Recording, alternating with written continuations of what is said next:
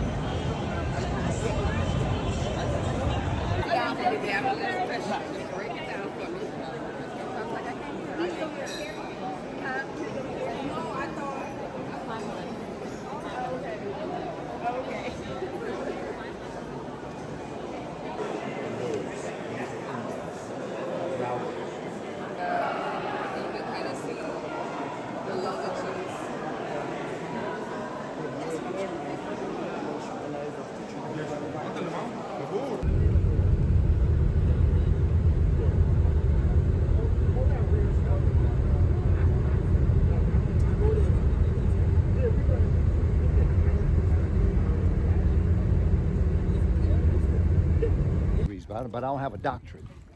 And people say to me, well, where you get your doctorate from?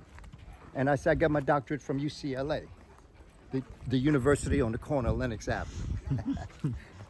So back in my generation, you had to earn it. But now with social media, you know, you take pictures and, you know, you do selfies and you go different places. So it's a different experience. But it's not bad. Nothing is ever bad. It's how you use it. Money isn't bad. They say that money is the root of all evil. But money is also the root of our emancipation and liberation if you use it right. And so to me, it's so just very important to understand the dynamics of what we're dealing with in terms of clout chasing. Don't let this system not shape your talent in order to be known. Because when all is said and done and they want to know more about you, what's going to happen is that you will be known for nothing except just taking pictures, as opposed to the real deal to be a person with talent. And What's going on, everybody out here in Luxor, man? We're about to hit the Nile River, I believe it's called. About to take some flicks, vibe out. Very humid out here, but I ain't complaining. But it's beautiful. It's just beautiful. Cool experience so far. So yeah, tap back in with y'all when I hit the Nile. Peace.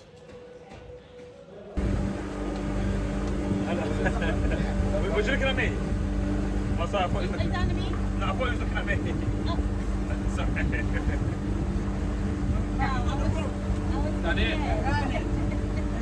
كلهم ما ينفعش يطلع فوق كلهم صح؟ ما ينفعش كلهم يطلع فوق صح؟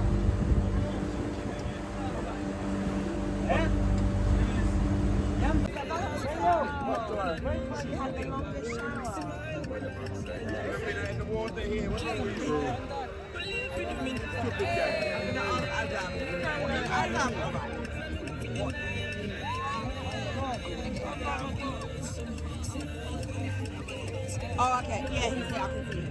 He's running inside.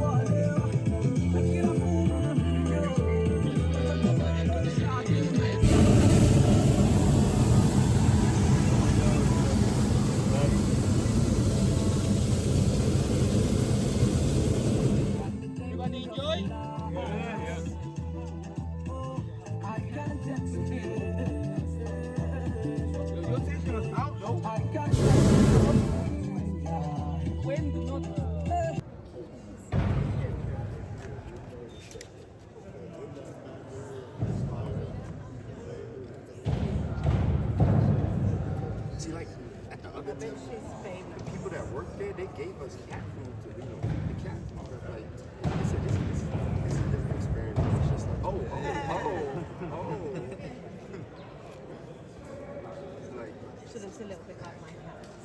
the spirit. Let me grab me. I'm going to it. Yeah. They're trying to hold on to the spirit.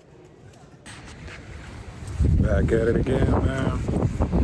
Solo sessions. Truth. Episode 3. Nobody's at my bench. And this is how the weather and the water is looking today. It's looking peaceful, not too hot. A little breeze. And yeah, let's get it popping.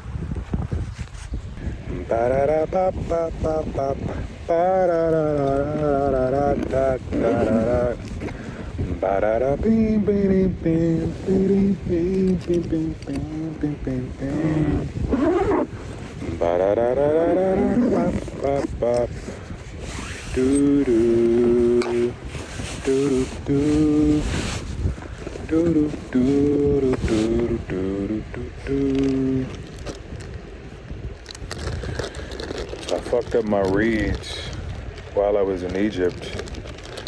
Sometimes my hands can be very aggressive at times when I'm trying to open shit up. And this is how my reeds looking right now. They're looking jacked up, look a chipped tooth. But it's gonna have to do. It's gonna have to do until I can get another one this week. Let's see which one I'll use. I'll go ahead and use. Fuck it, I'll go ahead and use this one. Just gonna wipe that off real quick, cause I gotta put it in my mouth. Pause. I have to put this reed and moisturize it. As my teacher would say, moisturize your reed so you can get a way more better, smoother sound when you're blowing into the mouthpiece. Wipe that off. And on my audio, my previous episodes, a little choppy because of the wind, so I'm definitely investing in a clip-on microphone. With that little wind thing on there. So the audio can be way better because I don't want you guys to, watch my videos and then you're hearing all this wind in the background. So my apologies for that. I'm working on it. Just give me a minute. May not happen this episode, but definitely the next episode for sure. So I'm gonna wet my reed about 2-3 minutes real quick before I hop on this sax. I'll do some little workouts with just the mouthpiece alone because I'm still trying to master my embouchure as well as my octaves. It's the little things, well, not the little things, but certain things that I'm learning as a sax player that before I can really get in there in the studio and play with other bands, I gotta learn like the basics first. Remembering things like moisturizing my reed, taking care of the reed, learning how to control my breathing because every note requires a different amount of pressure, which is a thing that I did not know when it comes to playing the saxophone because it's very similar to when you're learning vocals as well, vocal training. I've never had vocal training before, but I've been in boys choir before. I've been in the Willie Brown's boys choir when I was in 4th grade. That didn't last too long because I thought it was soft and wanted to play basketball. But anyway, so learning this sax, the basic things about this sax is actually helping me as a vocalist as well. Realizing that in order to get, to range up, to go up to certain octaves when I'm singing in the studio, it requires a specific amount of pressure and lung capacity. So I'm learning that every day I pick up the sax. So it's a process. So let me wet this reed real quick, y'all. Well, this is just how it looks when I'm warming up. Just got my mouthpiece. And this is one, before I went to Egypt, my music teacher, he had me playing this one note with just the mouthpiece alone. For some reason, I could hit it. I could hit it with just the mouthpiece alone. But when it came to putting the mouthpiece on the horn and trying to hit that specific C note, I just wasn't getting it for some reason. And it was like something like this.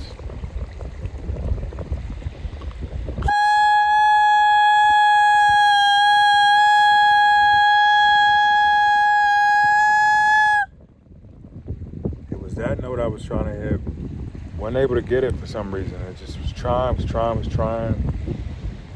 And then finally my music teacher just told me, he was like, I don't think it's the horn, I think it's more so you. And it's just a matter of me just getting my embouchure together. You know, and what that means is basically learning how to really control the mouthpiece so that I can hit certain sounds. Because obviously, like, for example, I might be in a band, let's say they say like, okay, we're gonna be doing hit a C note or whatever, right? Obviously I know where C note is, with placing and everything, but it may be a C note that goes up or a C note that goes down.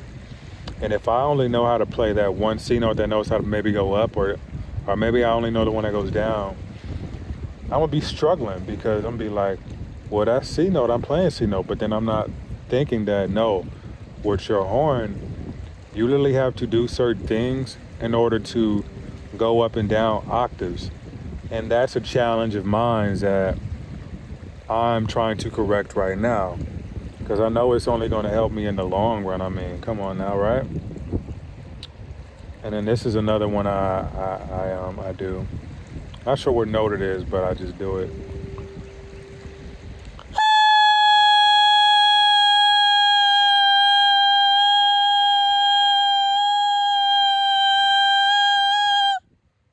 Try to go as long as I can. Try to go like 8 seconds to 12 seconds, because it's going to strengthen my lungs. You know, it's like when you're running, you know, you're building stamina. You're trying to build that stamina. So it's the same thing when I'm, you know, playing these notes for long periods of time. So I think we're ready to put the mouthpiece on the sax, and let's give it a little try. Rarely do I ever like really stand up when I do my sessions, but I'm a filmmaker, so I like getting different angles. So, you know, let's try this. Yeah, I come down like right here. I think this is good.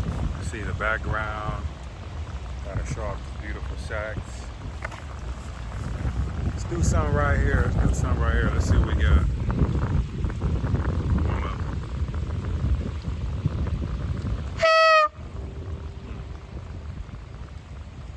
A little rough.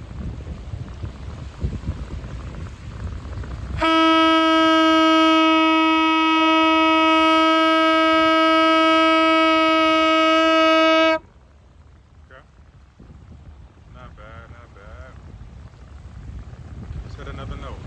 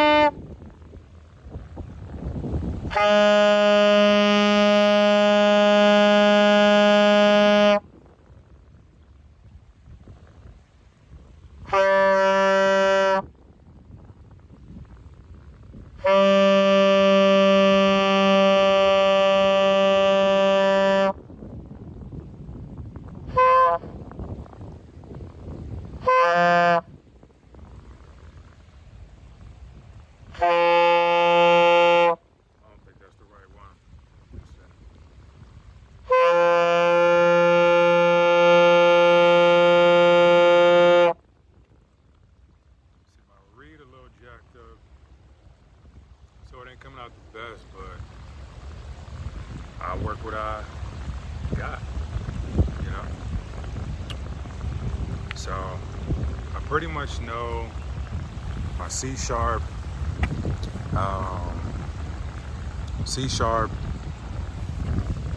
this is my B right here. This is my B. Together is A. All three together right here is G. And I call that bag. B-A-G. Let's see, if I play it, it'll be like, you know, like, it's like B-A-G. And then if I want to hit these ones down here, I call these Fed. F-E-D. And I can only hit these if I hold bag down.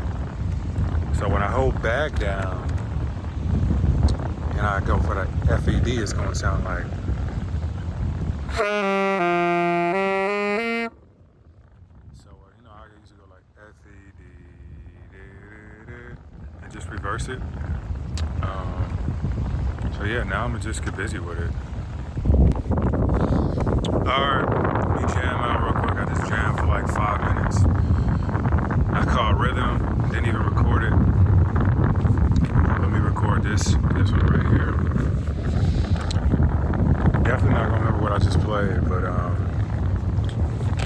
let's mess around with it and create a little magic. Let's see what we got. Let's see what we got. I'm gonna try to do something different.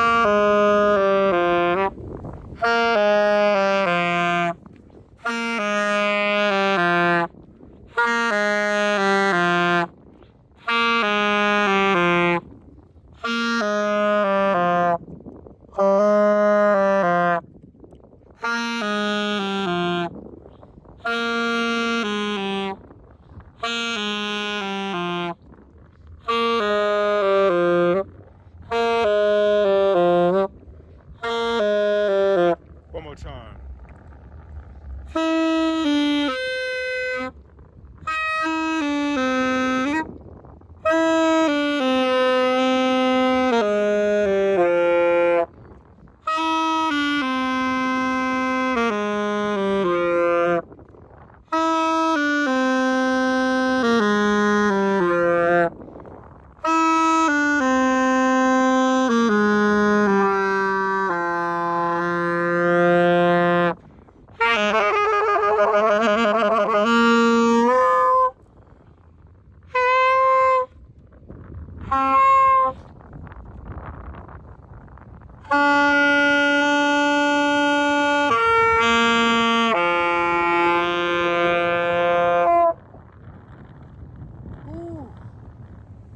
Man.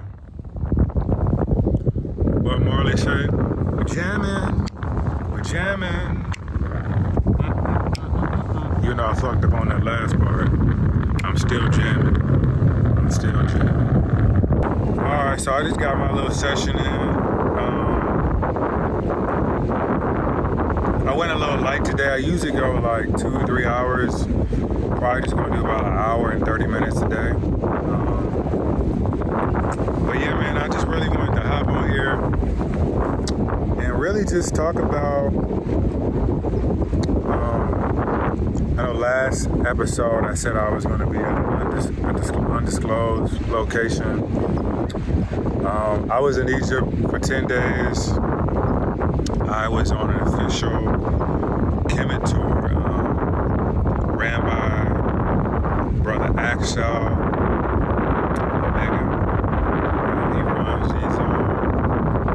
These historic, beautiful tours.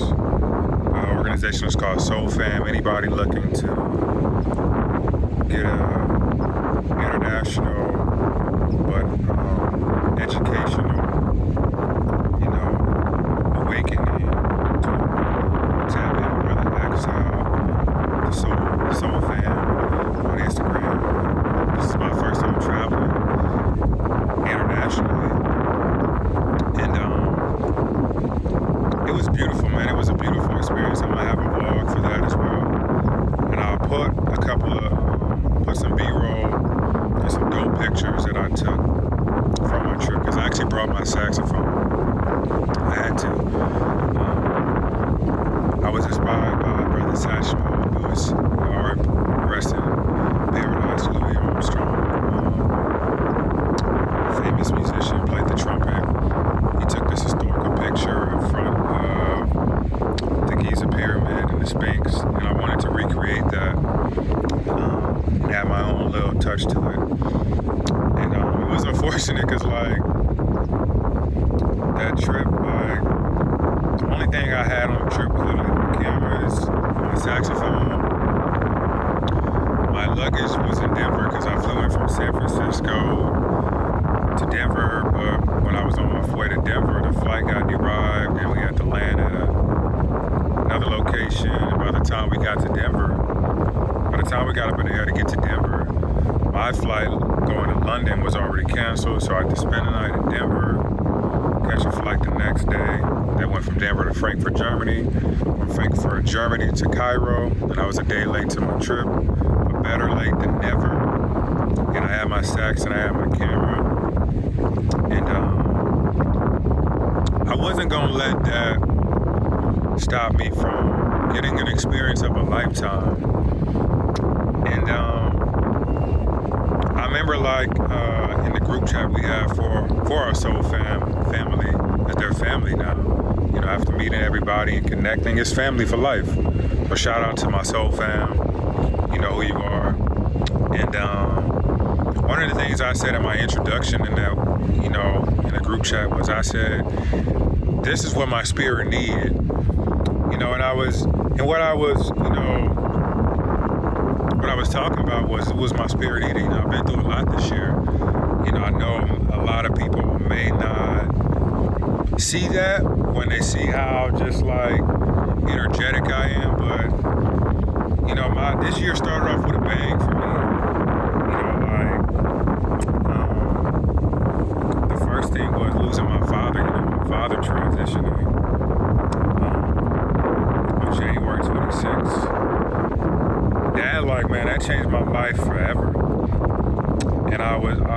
I was wondering how I was going to bounce back from that. But in that moment, when dealing with it, me and my sister and my family, and as time went by, and if it wasn't for my spiritual connection, I don't think I would be this strong, to handle something like, the passing of a parent. And like I said in my previous episode 1, this saxophone right here is, I carry the spirit of my father, with this saxophone right here. I carry the spirit of my father with the sax, and I can feel his energy. I can remember him touching this specific saxophone. I can remember him messing with this case right here, like seeing it every time I went to go check up on him. He was always had his instruments on the table. And I've only been playing sax for maybe about 7 weeks now, I would say.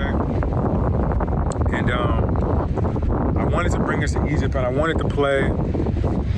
I told my teacher, I was like, man, like, I'm bringing the sax with me. He was like, bring it. I knew that I probably would get a chance to play for everybody. I wasn't nervous about that. For some reason, I just wasn't nervous, even though I've just been playing, so it's still some squeaks, some duck calls, but I was like very confident, that I could definitely pull off something. And, I started getting a lot of questions. When people saw me, with this instrument, they're like, yo, what's that? And I'm like, oh, it's an alto sax. Oh, man, you play saxophone? I was like, yeah, I've been playing for a few weeks. I said, man, we love to hear you play. So I was like, for sure, say no more. So originally I wanted to play at the Nile because we did go to the Nile. And did I bring my sax that day? I don't think I brought my sax to the Nile the first time. Second time I did, but I did get a chance to play for some people. At our hotel, we had this pool. Shout out to the Embrace Hotel in Luxor. Hospitality was amazing. We had a little party, music video, all type of stuff.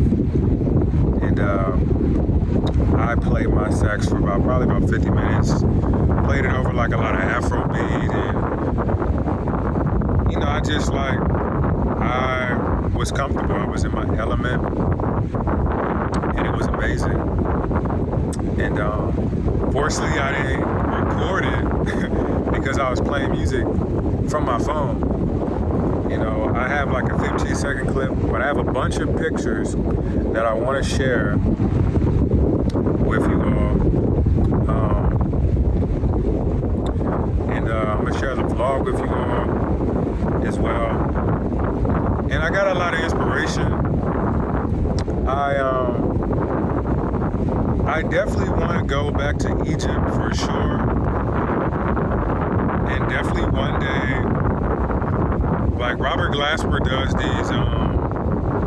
these jazz festivals every year called the Blue Note Jazz Festival. This year he's doing the Black Radio Experience, which is a play off of one of the series he does, albums that he does, the Black Radio Experience volumes. And I would like to do my own international jazz festival once a year at a different location, and really bring that, those cosmic frequencies in different pyramids, and temples. I was talking to Brother Professor Kaba Kemet, historian, visionary, who I have the utmost respect for, who was on this trip as one of our elders, teachers, mentors. And we were talking about, we were in specific temples. He was telling me specific temples were built a specific way to where you could play specific type of instruments in these rooms, and it would the frequencies would bounce off the wall. West so melodic. These rooms were specifically built for, musical instruments. And it really resonated with me. And he said it would have been a beautiful experience if you would have been able to bring your sax, because obviously I wasn't able to bring my sax to a lot of these sites because one thing I found out about Egypt real quick was that very hostile as far as like a lot of the guards and shit at the some of the temples and historical sites. And it's unfortunate that we got non-melanated individuals pimping our culture. Clearly when you go into these temples you see nothing but melanated individuals. Clearly they resemble people like myself. You can tell that by the facial structures, by the nose, by the lips, that these were our ancestors. And yet you have people that don't share that same history, that are colonizing and taking advantage of our historical sites, for political and financial gain. And but I just wanted to say that because I learned a lot on this trip. But I received a lot of love just carrying the saxophone. I shared a lot of people why I brought the sax, my testimony, why it means so much to me, and how it has a lot to do with my father. And I'm gonna share some great pictures with you all, some B-roll, and I look forward to visiting Egypt again one day. From my understanding, there are some other cities I can go to that are obviously more people that look like me. I definitely want to experience that whenever the time comes, and hopefully by the time I go to Egypt, maybe I have some kids by then. I'd love to bring a family out there. My sister is a musician as well.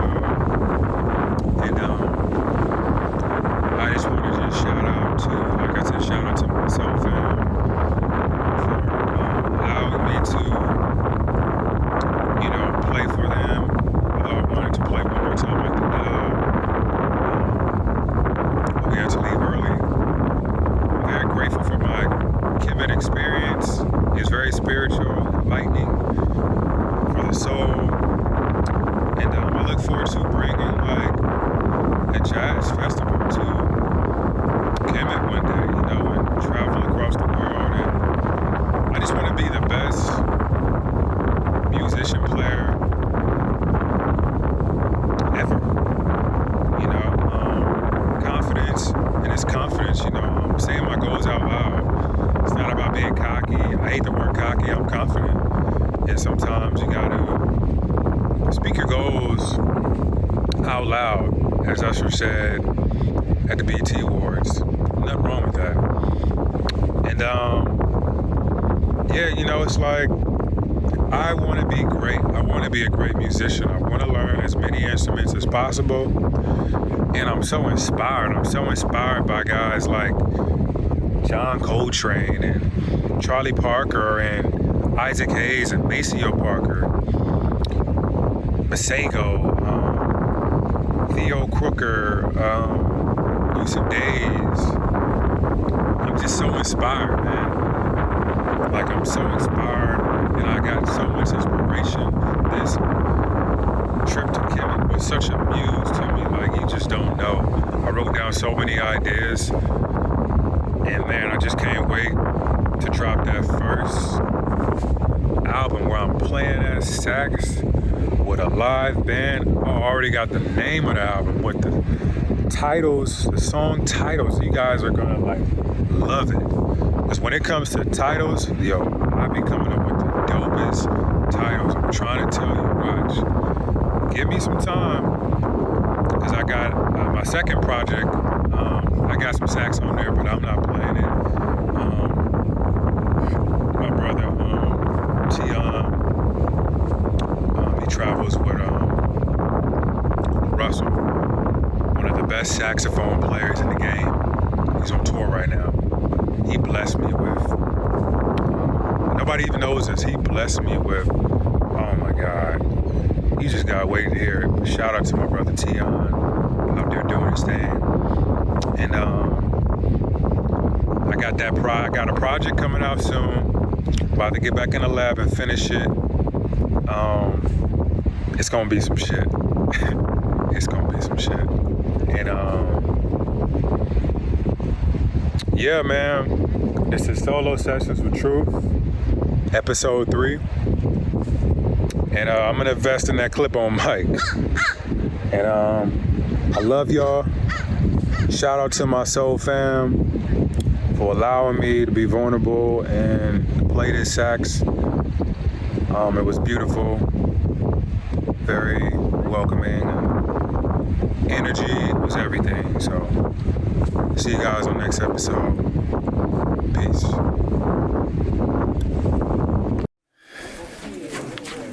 Getting it. Yes, sir. Truth in the building. Yes, video. On the blog. Yes, sir. We are having a good time, man. Hieroglyphics. It's energy, cosmic energy. It's like words can't express. Truth is truth, right? Truth is truth.